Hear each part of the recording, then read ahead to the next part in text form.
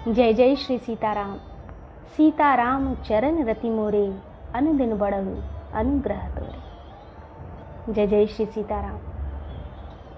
शांताकारं भुजगशयनं पद्मनाभं सुरेशं, विश्वाधारं गगनसदृशं मेघवर्णं शुभांगं, लक्ष्मीकान्तं कमलनयनं योगिभिर्ध्यानगम्यं, वन्दे विष्णु भवभयहरं सर्वलोकैकनाथं।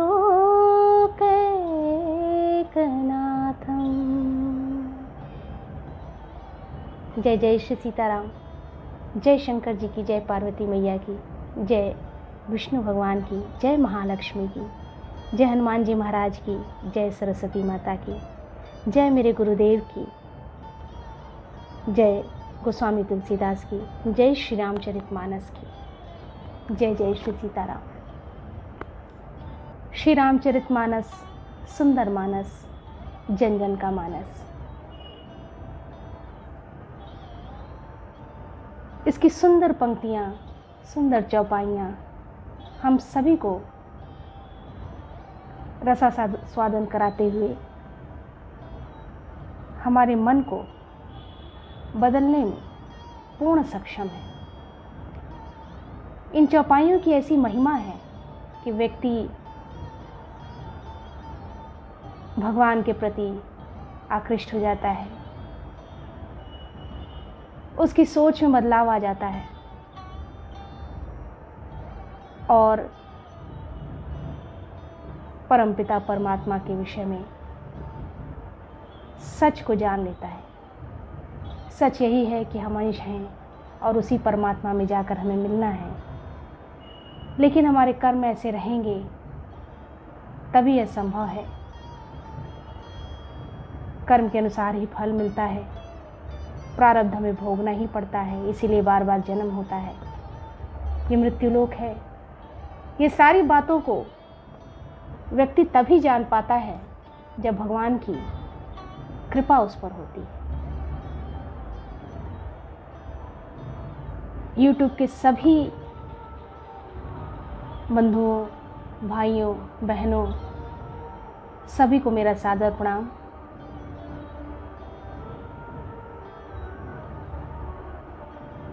YouTube के माध्यम से आप सभी इस चैनल से जुड़े। मैं पूरी कोशिश करती हूँ कि सनातन से संबंधित सभी जानकारियाँ श्री रामचरितमानस के अलावा भी मैं डालती रहूँगी, जो सनातन को जागृत करने में आपका सहयोग करेंगी। और इसे ज़्यादा से ज़्यादा शेयर कीजिएगा। पिछले वीडियो में व्याख्या के चौपाइयों की व्याख्या को गति देते हुए हमने बताया था कि जब विभीषण भगवान के सम्मुख होता है तो उसके जैसे मानो बहुत बड़ी लालसा उसकी पूरी हो रही हो, और हो भी क्यों ना, भगवान का दर्शन दुर्लभ है।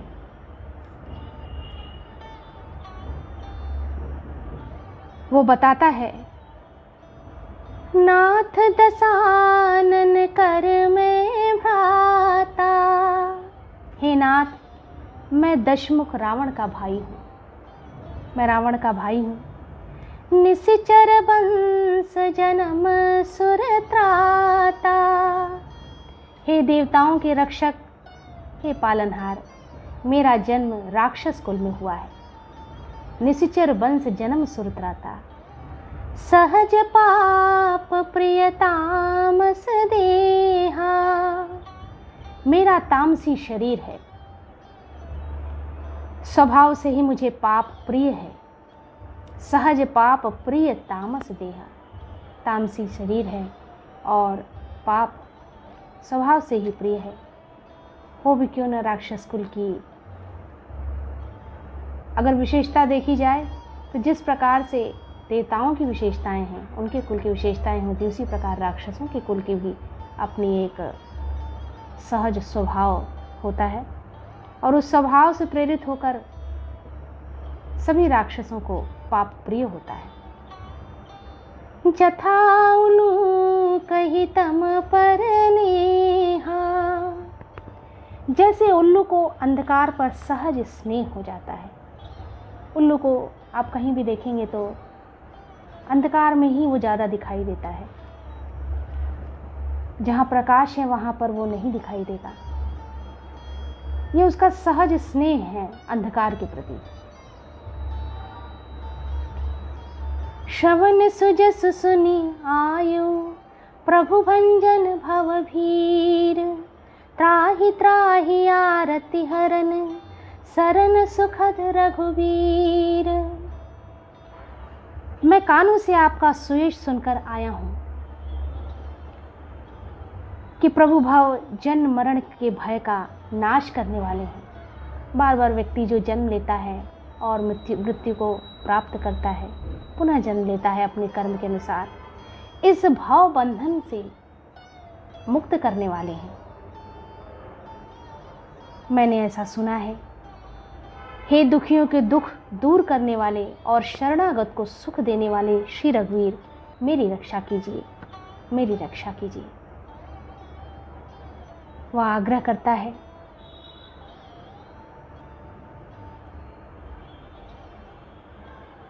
प्रभु ने उन्हें ऐसा कहकर दंडवत करते देखा। विभीषण जी ऐसा कहते हुए दंडवत करते हैं। अस कही करत दंडवत देखा, तुरत उठे प्रभु हर्ष विसेखा। दीन वचन सुनी प्रभु मन भावा, भुज विशाल गही हृदय लगावा। भगवान ने जब भीषण को दंडवत करते देखा और मुख से ऐसे वचनों को कहते देखा तो वे बहुत प्रसन्न हुए और तुरंत उठ खड़े हुए। विभीषण जी के दीन वचन सुनने पर प्रभु के मन को बहुत ही भाए। उन्होंने अपनी विशाल भुजाओं से पकड़कर उनको हृदय से लगा लिया। भगवान की करुणा का पार कोई नहीं पा सकता। बहुत ही कृपालु हैं, करुणानिधि हैं। हम मनुष्य योनि में आने पर असंख्य पापों को करते रहते हैं। प्रतिदिन ही कुछ न कुछ ऐसा होता है जो पाप की श्रेणी में आता है, जिसे नहीं करना चाहिए। परंतु भगवान उन सब को, उन पापों को देखते रहते हैं, उसके बावजूद आप पर असीम अनुकंपा करते हैं। भगवान अपने भक्त को कभी निराश नहीं करते। उन्होंने हृदय से विभीषण को लगा लिया। छोटे भाई लक्ष्मण सहित गले मिलकर उनको अपने पास बैठाकर श्री राम जी भक्तों के भय को हरने वाले वचन बोले। अनुज सहित मिले दीन बैठारी, बोले बचन भगत भयहारी। कहु लंकेश सहित परिवारा, कुशल कुठार बास तुम्हारा। भक्तों के भय को समाप्त करने वाले भगवान मीठे वचन ने बोले, हे लंकेश, कहु लंकेश सहित परिवारा, कुशल कुठार बास तुम्हारा। परिवार सहित अपने कुशल कहो। अब भगवान ने कुशल क्षेम पूछा, अपनी कुशलता बताओ। ऐसा कहा, तुम्हारा निवास बुरी जगह पर है। खल मंडली बसहु दिन राती, सखा धर्म निभई के ही भांति। दिन रात दुष्टों की मंडली में बसते हो, ऐसी दशा में हे सखे, सखा धर्म निभई के ही भांति। तुम्हारा धर्म किस प्रकार निभता है? तुम अपने धर्म का पालन किस प्रकार से करते हो? प्रभु ने कहा, मैं जानूं तुम्हारी सब रीति, अति नयन निपुणन भाव अनीति। मैं तुम्हारी सब रीति आचार व्यवहार जानता हूँ। तुम अत्यंत नीतिपूर्ण हो, तुम्हें अनीति नहीं सुहाती। तुम नीति का पालन करने वाले हो, परंतु उन राक्षसों के बीच रहते हुए तुम ये कर कैसे पाते हो? अपने धर्म को कैसे निभा पाते हो? बरु फल बास नरक करताता, दुष्ट संग जनि दे विधाता। बहुत सुंदर चौपाई है। हे तात, मैं नरक में रहना अच्छा है, परंतु विधाता दुष्ट का संग कभी न दे। बहुत बड़ी बात है। व्यक्ति अगर कुसंगत में है, दुष्ट का संग है उसका, तो उसमें दुष्टता आना काफ़ी हद तक संभव है, क्योंकि संगति का असर उस पर पड़ेगा ही पड़ेगा। तो नरक में रहना फिर भी अच्छा है, राक्षसों के बीच में रहना फिर भी अच्छा है, परंतु दुष्ट का संग कभी न दे भगवान। विभीषण जी ने कहा, हे रघुनाथ जी, अब पद देखी कुशल रघुराया, जो तुम कीनी जानी जन दाया। अब आपके चरणों का दर्शन कर कुशल से हूँ, जो आपने अपना सेवक जानकर मुझ पर दया की है। आपके दर्शन मात्र से ही मेरे अंदर कुशलता आ गई और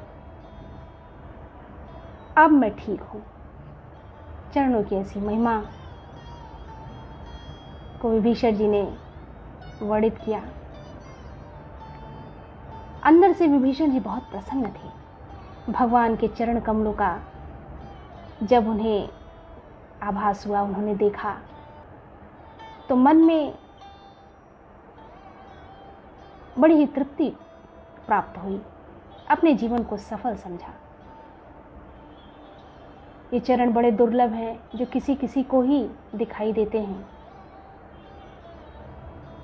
तो इसलिए कहा जा सकता है कि विभीषण भी बहुत भाग्यशाली थे, जिन्हें यह सुअवसर प्राप्त हुआ, जिनके जीवन में भगवान ने अपना हाथ रख दिया, उनके सर पर अपना हाथ रखा। इस वीडियो में इतना ही। आगे के वीडियो में भी भगवान की पावन चर्चा इसी प्रकार चलती रहेगी और हम सभी इस सत्संग का लाभ उठाते रहेंगे, श्रोता बन करके सुनते रहेंगे।